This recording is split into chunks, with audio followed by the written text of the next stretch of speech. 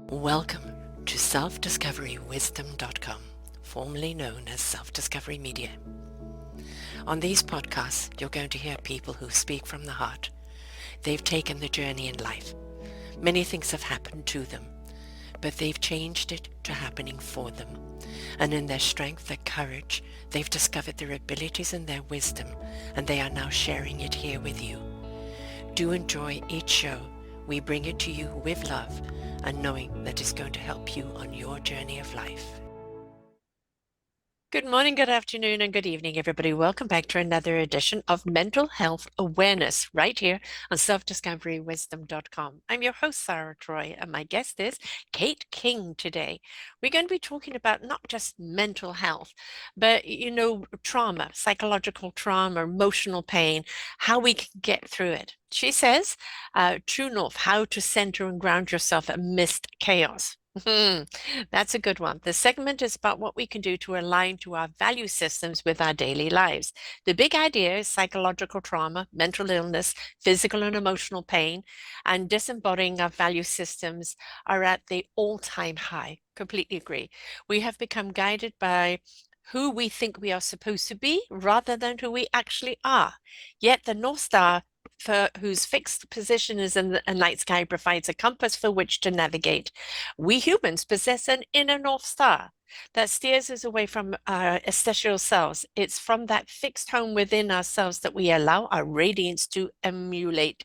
And that is so completely true. This is what I'm talking about all the time on the shows, is that we have a compass inside of us that is guided by Gus, universe, spirit, source, energy, North Star, whatever you wish to call it.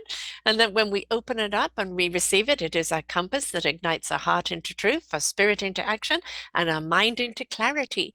But of course, if we are in chaos, which a lot of mental health is around chaos, and that chaos is very much what is out there in the world at the present moment, how do we find that compass that can lead us peacefully forward? So lots to talk about here, Kate. Welcome to the show. Thank you. I am eager to get into all of that good stuff with you. Yes. Uh, You know, I have many genres and they can go under many of them, but the reason why mental health is that very often the chaos is that we're so affected by the disruption that the world is going through right now, the transition that it's going through, that sometimes it's hard to kind of keep our feet on the ground looking at that North Star and heading for it because the chaos keeps feeling like it's pulling us back and putting such a mental and emotional strain on us, isn't it? Yes, that's so true. And, I think we're wired to be sort of looking for chaos because Mother Nature wants us to be prepared and wants us to know, how to protect ourselves. It's very adaptive to be looking out for problems. And so that's why they do feel so seductive. And when you see catchy titles on your news feed about how terrible things are, there really is a pull toward Yes. that because people innately have a self-protective mechanism built in, and when we see something concerning outside of ourselves, it's adaptive to want to protect ourselves from it. And part of that is gaining the knowledge and the information about what's actually going on. But in a world where there's so much false news and Mhm. fake media, we've that kind of has been messed with in a way. And Yeah. so we can't always trust what we're seeing or hearing. And that's where the North Star and that true north comes in, because ultimately it will guide us if we let it and if we let ourselves listen to it. Big key. If we let it, if we listen. And the Yes. listening is the feeling to listen, feeling to understand the knowledge, right? The wisdom is the feeling you get with that connection, that whatever knowledge we're carrying around in our head will become relevant, will become clear at that time and how to use that wisdom. But we are very inclined to go through the head first, which is very chaotic in its own sense because it's programming upon programming upon programming running all at the same time. And then with the chaos and the angst, I call it, taking a pimple and making it into a volcanic eruption. And this is what I feel that the news and the sensationalism outside, and you've got so many people that just, but what's the point? I don't have hope anymore. Yes. Yeah, that's why this work is a really embodied experience because so many people they forget that they have a body and that their body has so much wisdom. And we're Mm, such a cerebral society in the West yes. that we tend to think that we're just bobbleheads floating around. And we forget that actually our mind is very influenceable. It's very malleable. It's easy to change. It's very fickle. This is why in Buddhist psychology, they call the mind the monkey mind because it Mm, swings around from branch to branch and it's not really grounded. But so much of mental health work is integrating the mind with embodiment and with the yes. sensations of the body and the feelings, the emotions, the wisdom that exists from the neck down. And Mm. when we have that integrated sense of being, we can so much more attune to ourselves and to other people. And we can just more strongly guide our own path from that place. For me, I feel it's the only clear way to guide the path, right? Because there isn't an agenda in it. And when we're in our heads, where there's always an agenda around it, and we've been conditioned and programmed that way. And we really do have to look at society in all its anxiety, sadness, hate, disconnect, everything else that's going on, the turmoil that is going on right now, and ask ourselves, how did we get to that place? Now, it isn't for a politician to come in and clean it up. It's for us to look at our own turmoil in our own lives and go, am I on the spinning top, just spinning around and around and around in one place and feeling I'm getting somewhere, but I'm going nowhere? And how do I take the deep breath, center myself, ground myself, and pay attention and open up to that North Star compass? For we're asking people that are in chaos to calm down. And for some people, that's very difficult. Yeah, it takes a lot of work. It takes intention. But I Mm, really do think that if each person can attend to themselves mm, first, if they can sort of gaze inward and heal whatever trauma is disrupting their life, whatever instability they might be navigating within themselves, if you start with healing from you, then it starts to emanate and ripple yes, outward and make a positive effect in your yes, family, in your society, and yes. even in the world at large. So Mm, we have to all remember that we're part of the collective. mhm. Even though we feel individual and separate, we're really not. We're really all just made out of the same stardust that's manifest into human form. And I think when we can zoom out and remember that you are both an individual and a part of a collective, then it really brings together a lot more meaning for what this healing work can achieve and why it is so important. I always draw an analogy of we're in discovery of what our instrument is and then how to play it. And yes, we could be a soloist and play very, very well. However, when we come to an orchestra with everybody else's beautiful instruments and we decide to work harmoniously together, we become transcending. But that orchestra is only as good as everybody's agreement to be harmonious, but also participation with our own gift. And that thing is, what is our gift? What is our purpose? I feel many times people are lost. And I've just put out a book, an anthology, a labor of love over 5 years. We have 15 people in the book talking about our forgotten children. And my particular chapter was talking about how did it get to kids coming together to stab someone to death for fun because they feel nothing in life. And this is scary that our children have reached that stage, that have that apathy. They've just lost that connection. And I feel it's the outside living life, which is just a hurricane. And we haven't taught them how to be present within themselves, where the true peace and meaning of life is. Mhm. Absolutely. And a lot of that is because I think we're a little over connected in Mm, sort of the the wrong internet way. way. Yes, yes, Yes, but we're under connected in the yes. true intimacy and the authenticity that we each really need to build healthy relationships that reflect back to us our own worth and Mm, what I call your personal genius, which mm, is your gift and your yes, instrument. So as yes. soon as you can get into contact with that personal genius, then you can start to live your life in a way that feels purposeful and full of meaning and fulfillment. But if you're not doing the healing work and you're not investigating what might be a barrier between you and accessing that personal genius, then it's always going to feel like Yeah. it's far away. But it's Mm. not. It's in you. It's always been in you. That's the essential self, the essential you that came into form to have that purpose. And this is more just like the decluttering process where the healing Mm. work clears the way for you to live that path that you were meant to. Yeah, that self-discovery of who am I really and what am I here for? And Yes. and part of the struggle and I think suffering is a choice. Some people suffer, but I think when you can turn it around to challenges and struggle, that struggling is to show you how strong, how courageous, it shows you your abilities, your tenacity and your resilience. And it isn't out to get you, it's there to teach you. And if we're willing to go through the process and learn, listen, learn, and apply, which is what I say about these shows, listen, learn, and apply, then you will actually start discovering that beautiful inner voice, that inner feeling, that inner calmness, that purpose that is desperately trying to come out. And that's why some people get what I call a cosmic two by four. The universe is desperately trying to communicate with them and they're not paying attention. So it's a nudge, nudge, wink, wink, and a whackaroo, you know, Mhm. when you don't pay attention. And we get people suddenly very sick or lose their job, lose their house, lose their marriage. But when they get back up, it was the greatest gift they ever had because it put them back on the right track to where they need to be and who they need to be.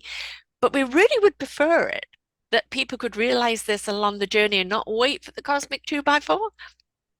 Well, I think, there's a pain point where sometimes people have to get to that point before they instigate change because we get really complacent as Yes. being. Yes. And I think a lot of times it's easier to choose something that's comfortable and familiar.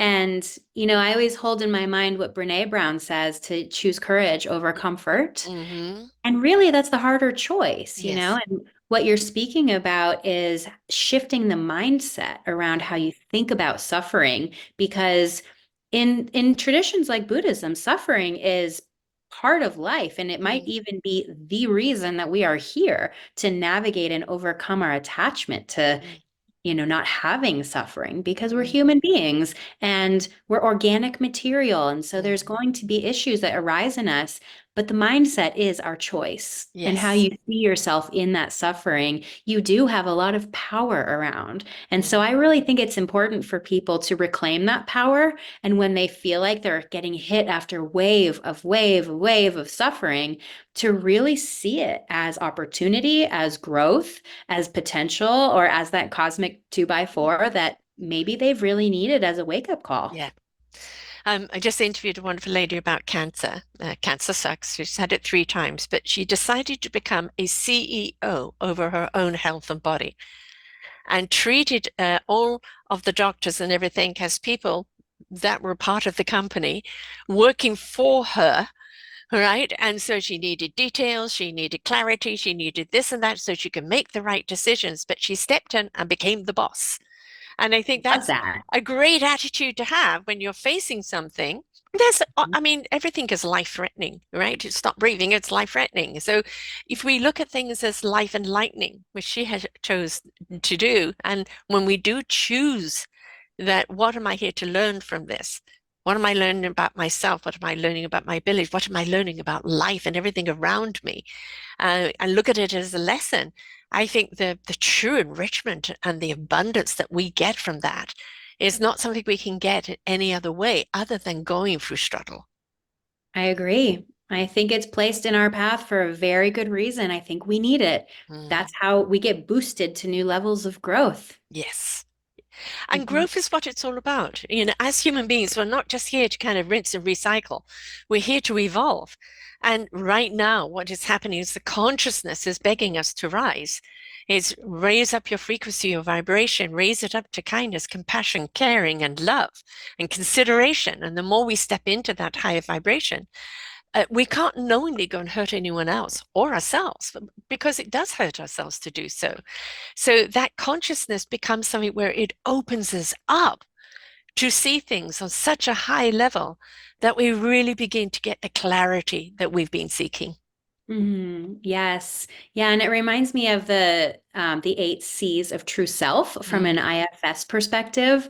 Internal family systems therapy is one of my favorite methodologies to mm, use with my clients and also for my personal work. It's just been transformational. And the 8 C's are words like creativity, clarity, compassion, courageousness, connectedness. And there's 8 like that. And yes. they are sort of the litmus Community. test. Yes. Yeah. Yeah, they're the litmus test so that you know when you're embodied in true self and when you're not being flooded by a part of you that might be in a trauma response or Yes. in a fear response. This is how we return to that North Star is having words like connectedness and clarity and creativity that feel like the authentic me. And then The coming back. calmness that you need to have in order to Yes. get all those other things, right? Because you're not going to find those things in the turmoil. You're going to find those things in the calmness and that sense of community and caring and kindness. You've got to put this all on you first. Be kind and loving and considerate and compassionate to you. And then Yes. you raise yourself up and you become that compassion. You become that love. You are the love you seek. You are the peace you seek. You are Yeah. everything that you seek. But it's from the inside out, not found on the outside in. Right. And, it's not like you have to live in that place of authentic, true self all the time. I don't even know if that's possible. Mm-hmm. I think that we get to be gentle with ourselves as we drift astray and we notice, oh, wow, I've really Yeah. become, I've self-abandoned a lot or I've become really victimized. But then the key is returning and knowing Yes. when you've drifted so that you can come back, sort of like a meditation practice. It's not about not thinking, it's about realizing when you're thinking and then Yes. intentionally returning. I do a show every week myself, Sarah's View of Life, and my show this last week was about that actually, where the universe is speaking, am I listening? And it was there was a few things that were happening that was an indication that I'd gone off track. I'd Mm, taken on too much. I'd stepped into chaos unknowingly, and I made faux pas. I made mistakes. Now, instead of beating myself up for making mistakes, be aware of how it happened, right? yeah. Correct the mistakes the best of your ability and have that compass more aware that you don't get down that road again where you start making mistakes. You'll make different mistakes along the way, but where do those mistakes come from when things start going wrong? I know you haven't fallen back into your old ways. Life isn't out to get you again or suck into you. It's that you perhaps lost your focus where the North Star is, right? And you've gone off down a dark alley somewhere. Yes. Yeah, but it's always good to remember that you can Mm. return. You have Yes. the autonomy to be able to make the call with Mm. ultimately where you put your energy and how you want to operate in this mind, body, and heart system that you live inside of. And so if you've noticed that you're living out of alignment with who you really are or what you really value, that's the first step to Yes, then pulling it back in and coming home. exactly. And yes, that if the human condition will have us go off track, right? Yeah. It will do because there is a sense of adventurism or there is a sense of old patterning. As much as we delete programming and patterning, there's always a residual shadow there. And Hmm. if we do overload ourselves, if we do get stressed out or depressed, then those type of things start coming to the surface again. And so it's really kind of very important that we give ourselves the time or the peace, the calmness, so that we can stay more centered and more balanced. Because if we don't, that's again where we go off kilter. Yes, absolutely. And there's plenty of room to be imperfect Yes. and to go off kilter and to notice these things about yourself, because I think that's part of the human experience too, Yeah, is remembering that we're not robots. We're not exactly. supposed to be able to just go and go and go forever and take on more and never get burned out. Mm, Like we're human beings and there's something really sacred about that. And yes. I think our mental health is a tool that reminds us when we're Hmm. starting to get imbalanced in that Yes. way. And how to autocorrect because your North Star, once you realize you're off kilter, you start aligning yourself with that North Star again. And it's like whoosh, off you go. There's a beautiful word I came across a few years ago, which I absolutely love, and like it's flawsome, right? Mm. We've all got some quirks and some flaws that make us uniquely us, and our broken bowl through things that have happened to us in life, our experiences. But when we put each piece back together with self-love, it becomes unbreakable and you can fill it with love where the cup runneth over. So I think that stop trying to live up to somebody else's expectation of what you should be or what society should be. Because when you take a step back and you look at society and go, you're screwed up, you want me to be a part of that? No, right?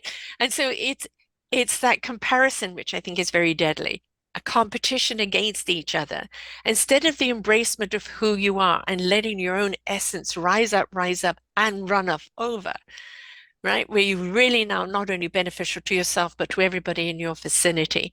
And that is nothing to compare with because we've all got that beautiful, unique signature.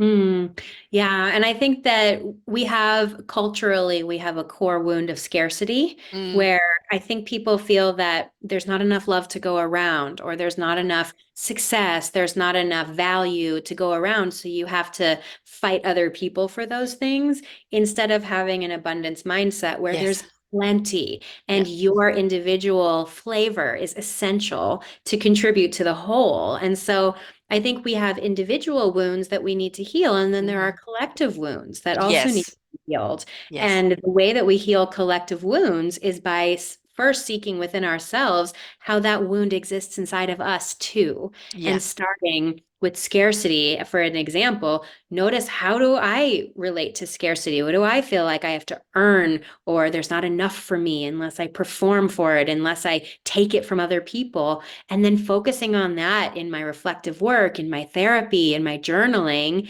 And as soon as I heal that fragment inside of myself, the collective is one fragment more healed because of Yes, that. exactly. Absolutely.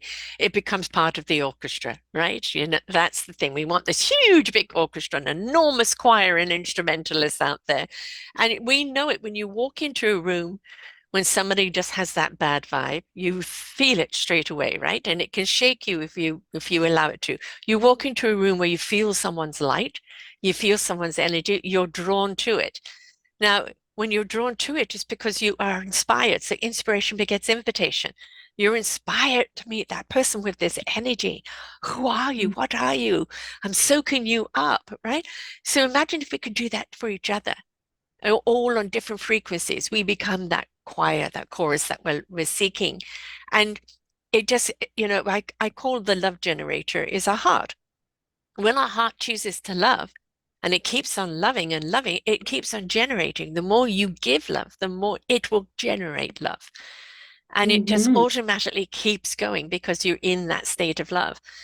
But that starts with self-love. Yes. And the heart has an electromagnetic resonance that reaches so far beyond the body, and it Mhm. can be measured outside the body by science. So Yes, we know that the heart itself isn't limited to the organ, and it does have capacity for so much of this emotional material that you're explaining, the uplifting, the positivity, the love giving, the compassion giving, and it is meant to reach beyond us. yes. We are constantly unconsciously bathing in each other's heart Mm-hmm. resonance around Mm-hmm. us. And Mm-hmm. so that's another way that we contribute by caring for our own hearts physically, energetically, emotionally, so that it can then radiate and emanate into those waves of others as well. Yes. I mean, we have more depression today, more anxiety today, more lost people today, than ever, I think, in the history of time. And that is, as you said, we're saturated by outside content, people on the phone all the time, feeling that this is where the connection is. It is a wonderful way to connect. But how are you connecting through this connection? We are having a conversation. We are connected. We don't need to be in the same room. But when you're looking down at your phone, tap, tap, tap, tap, tap, tap, down all the time, and you're sending messages, you're not connecting because there's somebody right in front of you. And you Mhm. see this at the dinner table when you go into a restaurant where the family's all on the phone of what are you doing here? Right?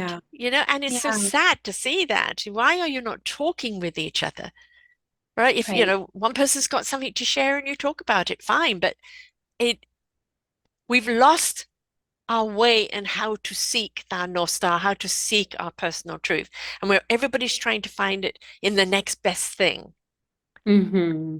Right. And I think that the technology is here. And Hmm. so I think we have to learn to live life with it Yes. because as lovely as the fantasy of going back to the 90s, the 80s might sound to people, this is our reality. And Yes. so I like to apply a lens of generosity to it, Hmm. where if you can make small behaviors of generosity, like the family who's on their devices at the restaurant, maybe it's generous to put down your device and ask your child how their day was. Yes. Even though you're exhausted, even though you'd rather scroll your news feed mindlessly, thinking of it as an act of generosity to create a family dynamic that feels warm over the dinner table might be a good start for people. Mm. And it might create a bridge where, it connects that sort of unconscious impulse to numb versus the real authentic human need to connect. And I think generosity is one of the things that can bridge that gap. And the beauty of generosity is that it can be asymmetrical and it can still work really well. You can give a lot without receiving a lot in the moment. Mm. And maybe later down the road, you'll be the receiver and the other person will be giving a lot. And so it creates a dynamic where there is more room for reciprocity in Yeah. relationship that has real connection rather than this sort of glossing over numbness. Yes. So I like to use that word generosity in that context Mm. because I think a lot of people want that. And it seems like an easy entryway that can sort of lead to deeper connection and more alignment in relationships, despite the devices that are at our Yeah. fingertips. I'm also going to push even further and say it's a matter of respect. Right? Mhm. I think one of the greatest things you can give people, two things. One, your vulnerability, but two, your time. And if you put something down, I'm giving you my time, there's my generosity, out of respect for you. Right? Mhm. And I think if we say, I respect you enough to give you my time. And I think Yes. that becomes something that it becomes so much more valuable. And I think that a lot of the reason why a lot of our kids are flapping in the wind is because they don't have that respect compass. We as adults don't have respect for the politicians and the people out there. We constantly talk about it, right? We've Mhm. kind of lost even a respect for ourselves or people around us. So, what compass do our kids have to follow? And where is their own self-respect, which is their own compass of what they will and will not do? So, if they don't even have respect in their lives, then, yeah, or you don't have self-respect and the ability to respect somebody else's contribution, then I think we're in trouble. Well, maybe, maybe not, because I think on some level, yes, we learn from modeling and from Mm, looking at our parents, but also we learn from contrast. And so sometimes a child will learn what not to do by yeah. watching their parent do something that feels icky to them. And so we do see that every generation has its own personality. And so often, generations are trying to do better than the one that came before Hmm. them. And I think really that's just evolution in action. That's what we want to see for not just the human species, but all species. That's how we were designed by nature. And so, how beautiful for a young generation to see the lack of respect in the present political system, social justice system, and say, I don't like the way that Yeah. looks. I'm going to teach myself how to live respectfully. I'm going to live that way. And then when I have children, I'm going to teach them. Yeah. So Yeah. I do think that maybe there's more hope, depending on how we look at things. But Mhm. I do think there's a lot of contrast right now in the world, and it's easy to buy into, black or white, left or right. It's very polarizing right Yes. now. Well, And it's I don't, shattering right now, and it's up to us to be the glue to put it back together, yeah, and because, the human powers are disconnecting us. The spiritual powers are showing us how to come together. And again, everything is what you feed, the seeds you plant, the water and the love that you nurture them with is what will grow. So what are you going to support? What are you going to feed? And yeah, I think that, self-value, having a value of who you are, why you are, what you're here to do, that wonderful self-discovery of your own instrument, self-respect, is a great way of kind of navigating in life and being that inspiration for someone else because they like what they see. yes. And in that way, it's not so much pressure that you have to do it yourself because Yes. if you can align with what your value system is telling you is important and what might be missing in the world, Mm. and you can go find aligned community, Yes. share those values. I mean, this reminds me of the studies of what happens when you bring people together with the same intention for group meditation or for group prayer, and you can see measurable differences Hmm. in their society based on the group that came together with their intention. Right. And so we don't have to do it alone. We just No, have to find each other. We have to find exactly. each other. We have to resonate with each other and Mm. attune to one another. Yes. And that requires that we're each doing good housekeeping inside of our own Hmm. psyche and inside of our own heart space so that when we step into that community that's aligned, we are bringing our highest self Yeah. and we are there for growth and for health. Yeah, I'm about bring back the village. You know, everybody in that village is only as strong as everybody's participation. And like when Yes. somebody falls, the village is there to help them up. When there's a celebration, the village celebrates. And I think if you can find your vibe tribe where you become that village and you become that support of one another, it isn't about as much as we'd like to see it, hands around the world, which I'd love to see that. Hands around the world. I'm not into ivory towers. I'm not into peaks. I'm into resonant harmony that flows around. And it would be lovely if we could all have hands around the world and feel each other's vibration as we go. But that's illogical, more fantasy, but we can with our village, we can with our vibe tribe, we can with that community where we feel we're in sync with each other, and that when we come together, we're better for being together, and what then we can contribute to our community or to our village of life. Yes. And I think it's a process. I Hmm. think healing of all kinds happens in layers. Yes. And if we are going to heal our humanity, there's going to be a lot of layers because there's a Mm. lot of us here and we've been in existence for so long, building narratives and stereotypes and all kinds of issues that will take time to Yeah. tease apart and disassemble. So I think that being patient and trusting that the Hmm. process is unfolding, even if you don't understand exactly how, or if you can't feel it in the moment you're in because you're just a little bit too kind of covered by the veils of your own Yeah. illusion or your mental illness or the things that feel hard, just maintaining that little seed of light inside of yourself that you trust that if you keep going and if you keep pivoting into alignment with your true north and with your highest intention, then you are moving the right way, Yes. even if you can't define it. Yeah. It's not about, I mean, the first leap is the first step, right? But Yeah. it is about step one, step two, step three, and not with your head down looking at your feet, but by paying attention to what's either side of you. There are always signs, there are always people, there is always something either side of you as you walk this path that will benefit you along the way. Even the warning signs of, pothole ahead, right? You don't wait until you get into the pothole. There's a warning sign. So I think one of the big problems and one big things that we need to do is actually be engaged with our presence of our each step and pay attention to what's around us. Mhm. Absolutely. I think a big problem right now in society is that so many people are on autopilot Yeah. and there's so much that's available to numb us Hmm. that it's really enticing, especially with the collective pain. It's enticing for people to just sort of click off their consciousness and just operate day in and day out, with the mentality of just making it through the day, trying to Yeah. get to the end of the day where we can watch movies and eat and drink and do all of the things that help us feel better. But I think that it's a really intentional practice to say, no, I'm not going to live that way. I'm Right. here for all of it. I'm here for the joy. I'm here for the pain. I'm willing to feel the suffering. Like we talked about in the beginning of the conversation, that there are gifts in Yes. feeling the discomfort. Yeah. And so I think that's part of the intention too, is not expecting everything to feel good because that is not part of the human experience. It's about the holistic toolbox that we've been given as people that includes all of these many, many emotions.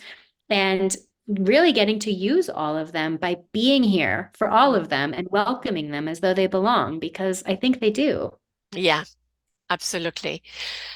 Our mental health is a reflection, I think, a great deal of the turmoil, and it's also be careful where we allow our mind to go, right? It's as I said, the pimple into a volcanic eruption, the sensationalism that is constantly out there, and, buyer beware. And if that arena is one that is, gets you going, and then, it's not a good arena. And it's like change directions. And maybe it means changing partners, changing jobs, changing something. Don't be afraid of change, even if you don't know what the change is. Making that decision to, no, this isn't working for me. I am going to change. And I call it Mhm. blind, deaf, and dumb in order to hear, see, and feel. And it's only that willingness to change and rediscover and a redirection of where your life is to be. It's not waiting for something to come up and then you're going to hop over to it, right? It is about a whole new discovery, and it really is exciting. If you've lived one way and you've been discontent with yourself and you feel that you haven't been a part of life, you've just been going through the humdrum, and then suddenly you decide you're going to go down this new path of wonderment and exploration and adventure and self-discovery. It's exciting, but it's a mindset that you've got to look at it as exciting.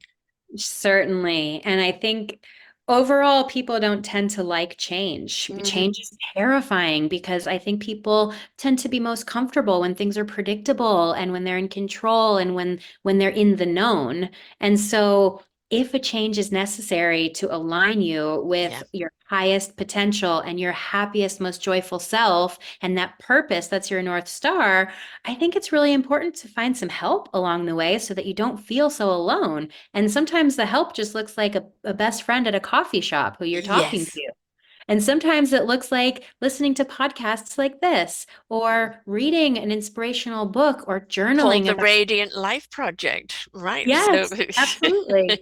So I think it's okay if change feels necessary, but also very scary. mhm. It's okay to ask for help, and it's Yes. okay to find help in all of the known and unknown places. I Yeah. find help in nature all the time Yes. when I least Yes. expect it, Yes. or in the silly little things my kids say that they don't Hmm. even know is helpful, but Right. really sometimes is. So I think sometimes just looking for the helpers can be a good way to just feel more courageous to step into the change that feels necessary. That's what I said about that pathway, paying attention to the people around you. You could be Mhm. at a coffee shop and you strike up with a conversation with someone is sitting next to you.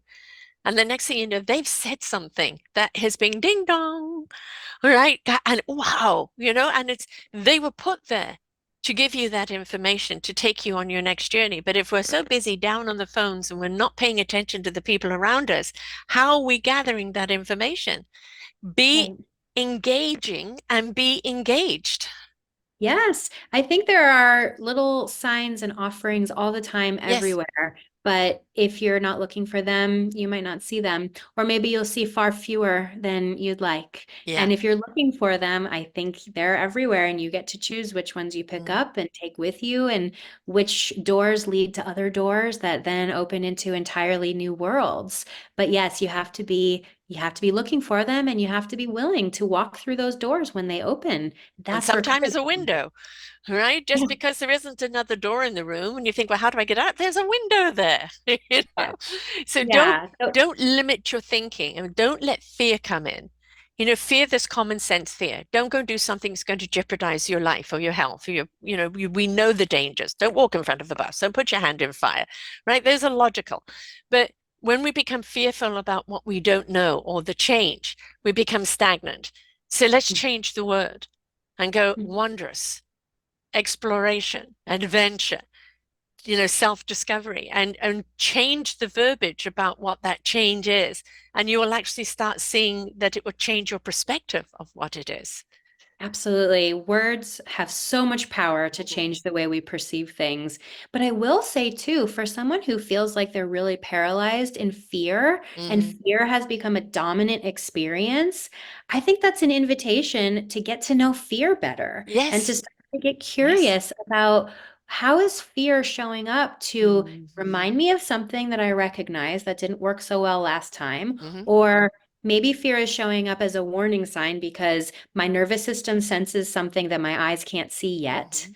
right? So sometimes I think if fear is very pervasive, it's worth a deep dive into understanding how fear shows up for you specifically based on your history and your wiring, and then getting to befriend your fear so that you can help yourself by integrating the wisdom the fear gives you. Hmm. And then once you're able to really meet your fear at the message it's trying to convey, then the fear isn't necessary anymore, and so it subsides. Yes. But it's also sometimes knowing the root cause of the fear. And sometimes you may find out this was hereditary, right? Hereditary fear, or your parents were always fearful. And so you learned to be fearful, but it's not your fear. Yes. Right. And Yeah. you know, that realization, this is somebody else's programming that's been imposed upon you. And it's Right. like this program is no longer serving. So you can delete it because it's not something you need to befriend. It's something that has nothing to do with you anyway. It just Right. latched on and decided to travel with you. Right. Yeah. Yeah, so it's always worth investigating if Mm, something feels like it's persistent, whether it needs to be, deleted and moved on from or dove in deeper into and gained insight from. I think it's when people turn away from those yes. persistent little Yes. nagging emotions that they just keep themselves in that sense of autopilot and they don't meet what is here because our body doesn't know how to lie. No. Like our mind can lie to us. Our mind can get driven astray, but the body doesn't know how to lie, and it speaks in the language of sensory experiences and emotions. Hmm. And so if there is something that keeps coming up, and it could be an emotion like fear, or it could be a symptom like a racing heart or Hmm. being flooded by heat, Yes. and getting curious, I think, can Yeah. lead toward a lot Yeah. of insights. Don't be afraid to investigate. Right? Don't be afraid. You know, people, "Oh, I'm so scared to open that Pandora box. What will be in there?" Well, maybe it just needs some damn good house cleaning. You know, the Maybe. reason why it's, trying to get out is that there's too much in there, needs more Yeah. space, and it's like if you have an open mind, you have an open heart, and you really truly know your North Compass, you know your consciousness, you can face anything. And you don't have to let everything out of the box at the same time, just one thing at a time. And then Mhm. you'll find out, what was I so afraid of here? Was it Right. anticipation? Was it expectation? Was it unknown? And sometimes I think we get confused with fear and anticipation. Anticipation is like, I don't know, but I'm excited. And sometimes we perceive it as fear, and Mhm. because we don't know. But I think it's understand your emotions and why they're there, because they're there to tell you something, anger, anticipation, anxiety, everything else, they're there to tell you something, but don't become emotional over your emotions. Right.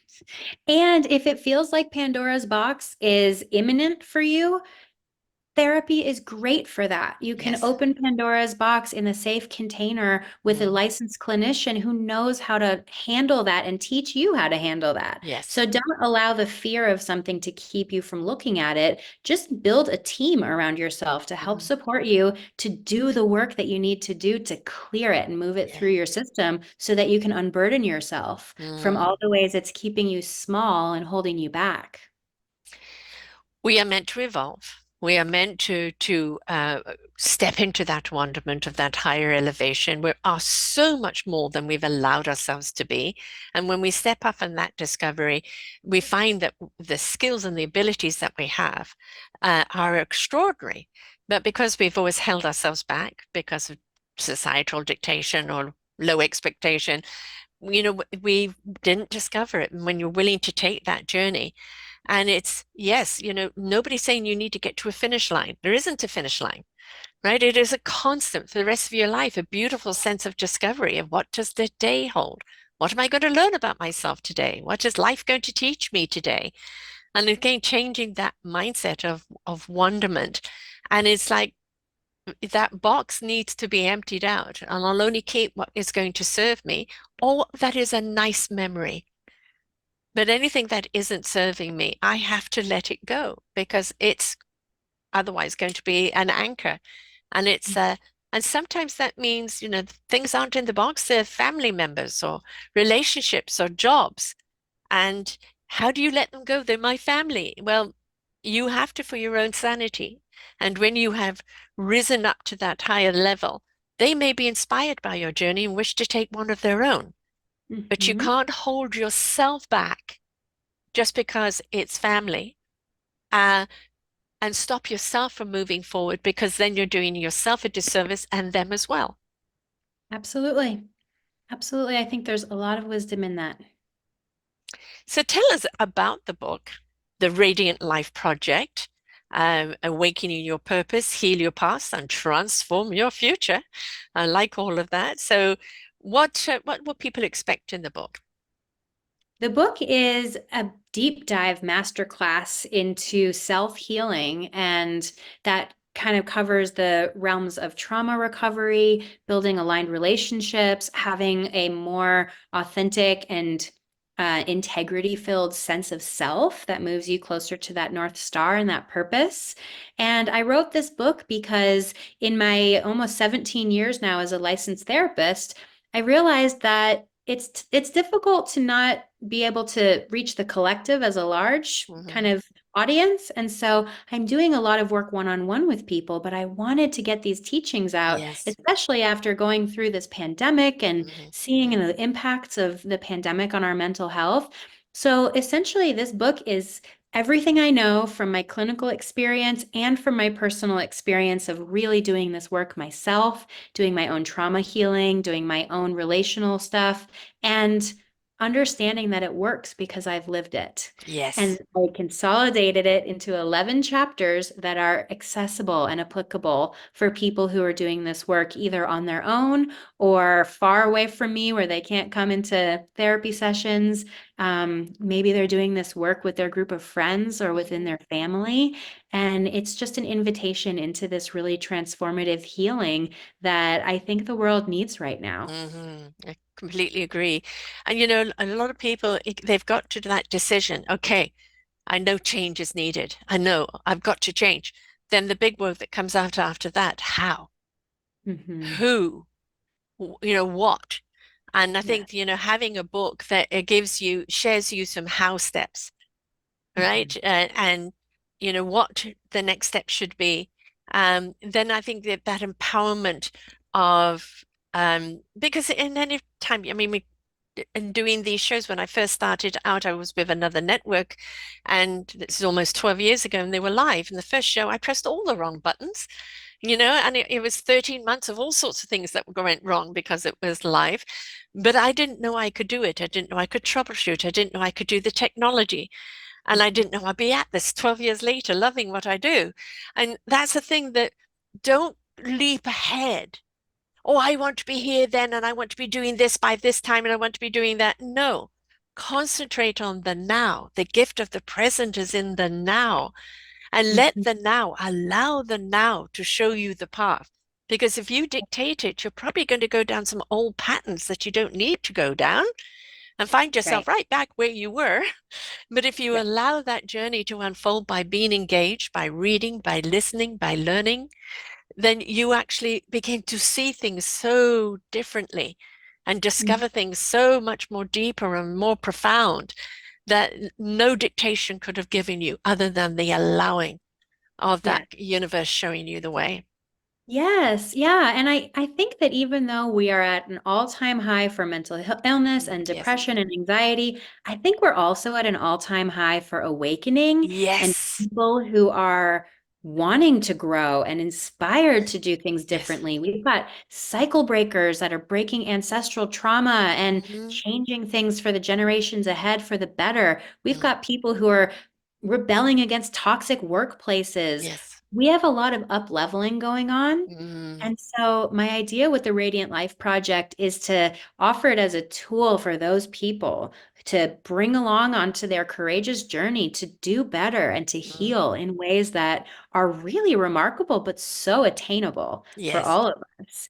And I have a lot of offerings throughout the book that are experiential Mm. practices that you can take to your journal, or you can take into your meditation or into your conversations and practice this stuff so that it's Mm. not just theory. Because as soon as we can take something theoretical and integrate it into our Yes. lives, then we can live it. And so Yes. that is the point of this Radiant Life project, is not just to be some interesting book that you read and then put on your shelf, but Hmm. actually sort of something you integrate into who you are so that you can live with such an illumination Hmm. that you look back at your past self with compassion Yes. because you see how far you've come. Yes. Yes. I always say to people that at some point you're going to reach a crossroad and you're going to think, well, I'm not moving forward. What's happening? No, you were meant to pause. You were meant to reflect back to see how far you come and who you are now. You're taking stock to know which path to take next. So understand that this isn't about getting into fifth gear. This is first, second, third, fourth, and occasionally you'll get into fifth gear and cruise along, but then you'll get down into that third and second because you're paying attention around you, and it's okay to absorb the journey. And you're not here. You, Kate, aren't here to do it for them or to tell them next step, next step. You're here to guide them with tools and wisdom for them to apply where Mhm. they're at in their Yes. own way. And that Yeah. is, the best teachers are those that have gone through it because they're sharing what they did. You take that instrument, but you're going to play it a different way. But she set the instrument up for you to play so that your own voice can come out, right? That's the beauty of it. Nobody's here meant to do it for you.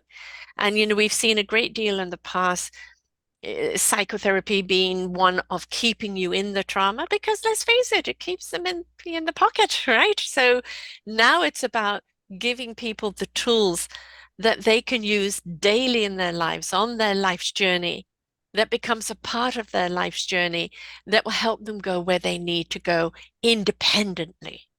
Yes, absolutely. And in their own unique way. Yes. So I think of it like every person has an inner pilot light inside of them that is their life's essence. And the pilot light can burn really low when we're not taking care of ourselves, or it can really roar with brilliance when we're feeding ourselves in all of these really nutritive, emotional, psychological, energetic ways. And each of our pilot lights is like a different color orb glowing through the earth, Yes. and we all contribute to the light on this planet. And so Hmm. we can care for our inner light with practices like the ones in my book, then we can impact the whole in such an amazing way where we get to be ourselves and Yes. we don't have to show up inauthentically or disingenuously because we're so comfortable with the light that is our own that all we want to do is share it. Yes. And that's how we have a brighter community. No comparison.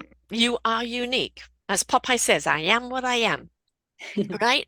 Own who you are. Right? Your journey of constant growth and exploration is to refine who you are and your meaningful purpose. You're not meant to be someone else. And you can be inspired by somebody else. Speakers out there, people who have written things out, you're inspired by their journey, you're inspired by what they say and they do. But it's for you to apply that inspiration into your own life, to integrate it into your own life so that you become inspirational to yourself. Yes. Yeah. And I was just reading some interesting research by the Nobel Peace Prize winner, Maria Ressa, Mhm. and she was studying that um, lies spread 6 times faster than anything else on the Yes, internet, yes. except for one thing. The one thing that spreads as quickly as lies is inspiration. Ah, good. Well, let's keep inspiring. Yes. So I see that as a choice that we all Yes, have because yes, we have yes, the vehicle of the internet. What are yes. we going to do with it? Are we going to Yeah. play into these lies, or are we going to try to fuel the inspiration machine instead? Hmm. And I do think that inspiration uplifts us, it Hmm. connects us, it helps us connect to ourselves. And so I think when we're feeding into that, we become part of something great. What's one of the most contagious things that we have out there? A smile. When something inspires us, we smile. When we smile, somebody else smiles because we're smiling. And that is the same with laughter. When you're laughing, people don't know what you're laughing at, but they start laughing along with you, right? And so a smile and laughter, they're so contagious. So when you share, and don't forget, all that's out there on the internet is an algorithm, but so are we. So Mhm. what we're putting out is what people are vibrationally picking up, and that's what we are attracting. So if we're getting negativity, we must be putting that out.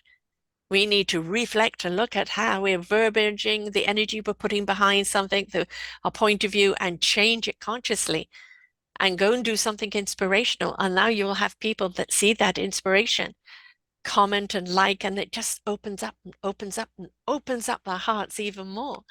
But again, Mhm. what we feed will grow. So if everything is an algorithm, are you going to feed the misery or are you going to feed the joy? You can't help those that want to stay in misery. They've got to make the choice to want to come out. Mhm. You can help them when they come out and say, here are some tools, some skills, some wisdom that you can apply on your journey. I've got you, right? But again, it's our free will. Can't drag somebody out, can't make them go if they don't want to. That's our free will of what we're going to feed, what we're going to choose. But whatever you choose, misery or joy, own it. Absolutely. I couldn't agree more. So, what are you offering people? You do one-on-ones. Is that face-to-face or do you do it online? So, with the Radiant Life Project, I like to build community around this work. So, for example, this week I'm offering a free book club where anybody Mm, who's read the book can just join me on Zoom for free and we can talk about the teachings and how they apply into your life. So, I do offer free things. I offer things that are paid for a low fee. I offer individual sessions. I also run retreats mm, and I do workshops. I do public speaking to large groups, and also small companies hire me to speak to their employees and their staff about the Radiant Life Project and how to access it. mhm, I also have certification as an art therapist, and so mm, I can do art-based therapeutic groups and sessions that bring creativity into this mm. work. So, excuse me. Yeah, it's okay. Getting caught up with your own enthusiasm there. Yes, yes. So Yeah. basically, the Radiant Life book is the root of everything that you do. So it is the something that when people go to the book uh, and they've read the book, from there, everything else that you do, because it reflects back on the book's teachings, is something that they can then integrate and understand and move forward with. But the book is that basic core that is the compass that will help them navigate through everything else you have to offer. Yes, absolutely. I'm sorry, I'm losing my voice. No, no, no, no. No, believe me, everybody who knows me has seen me have coughing and spluttering on here. So, and occasionally, as an asthmatic, I take a deep breath and then have a spasm. So, those coughs are nasty and they're out there. And got cough shows, by the way, very interesting. Um, but yeah, I think that's the where people can start by getting the book and you just slowly immersing yourself into it. You know, you don't have to read from beginning to end straight away. Read and take stock, take practice. Let it sit with you. Because a lot of time people, well, okay, how do I do? I want to read that. Now what? Now what? No, no, slow down. You've got to absorb what you've just read, absorb what's being said. Are you using this? You know, listen, learn, and apply. Are you applying what you've just read? And Mhm. start that journey. Don't be in a rush, folks, right? It isn't about the speed, it's about the engagement. Are you Mhm. engaged with it? Are you participating in your own healing, in your own life? And it's one step in front of the other. There will be times you can leap, but it's not in the beginning, except for that first step. Mhm. Absolutely. Be And I think, methodical. yeah. And yes, and it does happen in layers. And I talk Yes. about that in the book, how to heal the layers of trauma, of things that come up with inner work. And it's just really important to respect the systematic way the body needs to work through the Mm, layers in order to remain stabilized. So this is why we don't force entry no. into issues that we don't feel ready to face yet, but we Yes. work with the things that we are ready to face to the extent where eventually we will get down low enough into the stack of layers where we're facing the really hardcore Yeah. stuff. But we're doing so with so much resourcing and so much internal strength that we remain stable. Yeah. Because once somebody gets destabilized, Yes. it's really not effective. Yeah. And then you end up having to do so much damage control around getting them stable again that it wasn't worth rushing in. So I Yeah. think it's really thoughtful to be aligned with the body's wisdom and to listen to what you're ready to face and Mhm. what you're ready to do in your life. And it's okay to take baby steps. Exactly. Exactly. Step by step, you'll get there. And that's the important thing. You will get there. Um, our trauma and our memories are cellular deep, and they can be ancestral life memories. They can be your life memories. They can be past life memories. And you work through something and you think everything's fine. And then something else comes up that's been buried very, very deep, and it's now ready to come to the surface.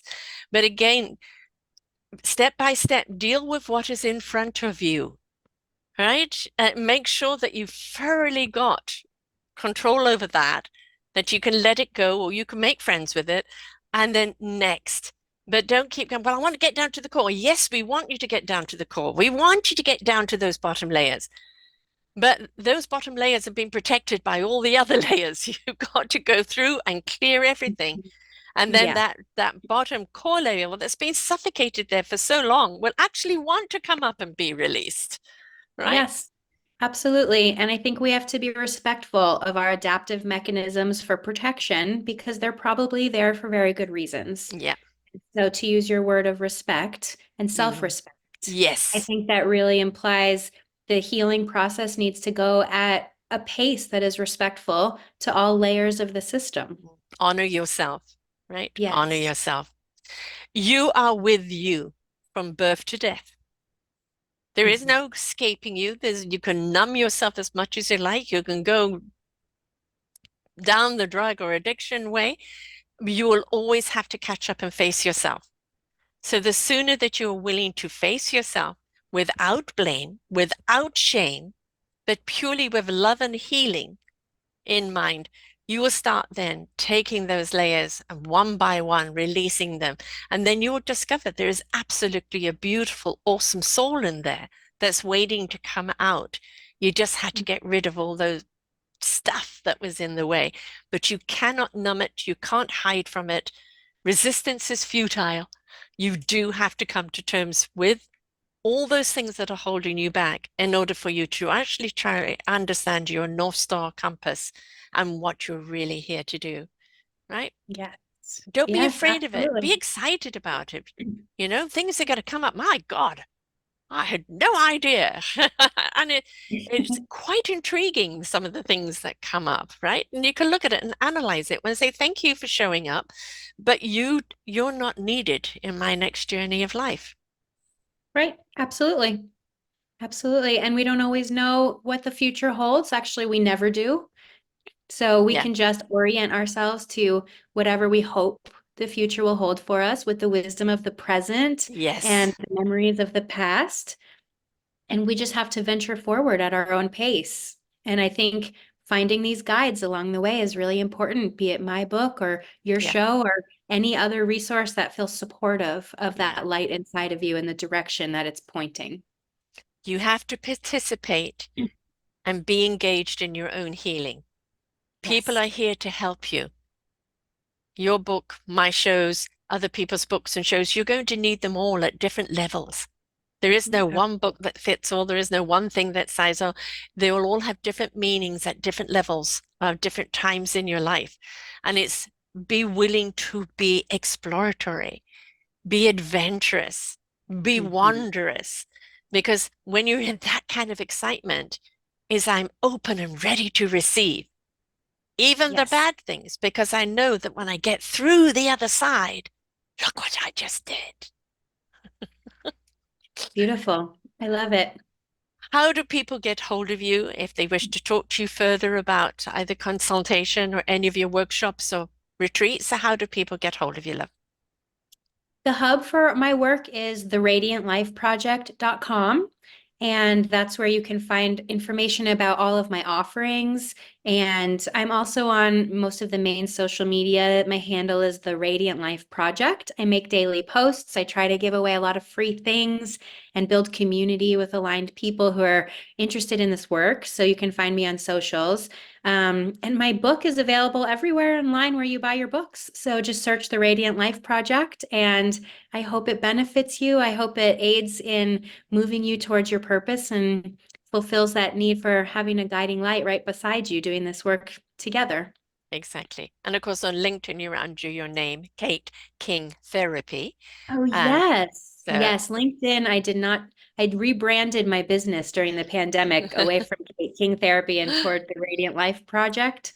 So you are right. LinkedIn didn't let me do it for some reason. So, yeah, no, you're stuck with things there, yes. So, but that's yeah, fine. They just put in your name and it will come up. And if there's more Kates up there, then therapy. That's the one that you want there. But the links perfect. are all here on your show page anyway. And sometimes it's good to just go and buy a couple of books and say to a friend, let's do this together. Right? Mm-hmm. Now, we may be at different levels at different times, but that means we can help ourselves through this process. So let's read the book. Let's reach out. Let's start doing something and let's do it as companions. Right? And Yes. it's wonderful if you've got a friend that you trust enough to be vulnerable enough to take this journey. But Yeah. what a beautiful gift to each other to do so. Absolutely. And this book does really well when people do it together because of the experiential offerings. Mm, It gives you little practice points and discussion points. So this is a great book for book clubs that are mm, self-help oriented, personal growth oriented. It's a great thing for families and for friend groups. mm. Um, so I do recommend that because this work's a lot of fun when you Yeah, do it in community with people who have the same values. yes. And that lovely reveal. Yeah, I mean, stuff, memories are going to come up and it's like, oof, Yeah. again, no shame, no blame. Whatever comes up, face. Where does it Yes. belong? And sometimes it just belongs gone. And sometimes, okay, that's a memory I need to remember so that I never do that again, but I don't have to attach the pain to it, Right. right? And let yourself be supported. When Yes, things come up, let your friends, let your loved ones be there for you. Share yes. with them, process with them, bring it to therapy if it feels like it's really deep. Mm, But let yourself receive the kind of support because that's part of this too, that sometimes we can't do it alone and we no, need each other. And so yes. being really discerning to find the right people to accompany you on this journey, I think is a great process as well. And one word that we don't want to see on anybody's vocabulary is judgment, right? Right. That one you can just leave somewhere else altogether. You're here to support one Right. another. Hmm. And so judgment has no place, none whatsoever. Self-judgment, judgment of others. You can call someone an idiot. You did what? Make fun, but no judgment. No judgment. Keep it light, keep it loving, and keep it growing in the right direction. I agree. Thank you so much for being with us here today, Kate. We've learned a lot from you. And I love the fact that you've got that book, which is that step by step. When people are ready, the teacher appears or the book appears and the Mhm. show appears that is here for you. And this is the thing is that everything is at our fingertips today. We have no excuse. We've just got to be willing to put that first foot forward and go Yeah. forward. Pay attention. When we pay attention, all those signs are around us all the time. Just be open Mhm. and ready to receive. So thank you, Yeah. Kate. Yes. Thank you so much for having me on your show. It's been a great conversation. My pleasure. And until next time, folks, remember you are worth it. We need you. We need your light. We need your love. We need your essence. So please take that journey of self-love and self-discovery and be the light that we all seek. Until next time, bye for now. We hope that you enjoyed the show. There are so many more for you here on selfdiscoverywisdom.com.